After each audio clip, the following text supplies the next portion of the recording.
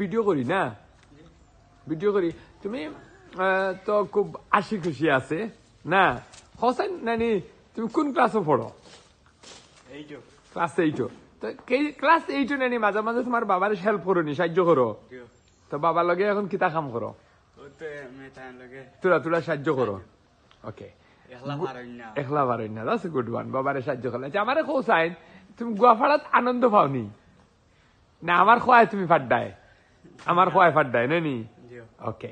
আর গুয়াফাড়া নানি তো আমি তো দিককে টোরাই গিয়ে তুমি অত তাড়াতাড়ি অতটা ফাড়ো কিলা, তোমার স্কিল হতো কিনা, তুমি মানে তুমি তো একদিনে উঠে যাও গেছো।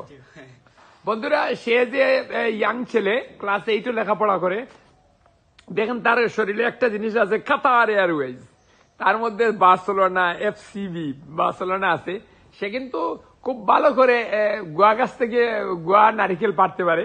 আমরা দেখি তুমি কতটুকু পারতে পারো, নিয়ে আসো।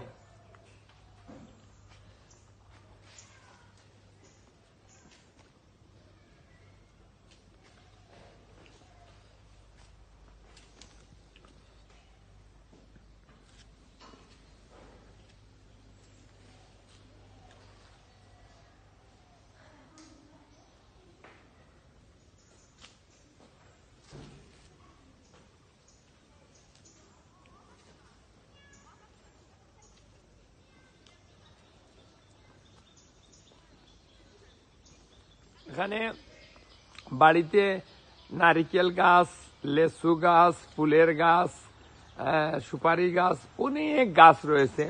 এই গাছগুলো কিন্তু খুব যত্ন করে মা বাবা খুব যত্ন করেছেন।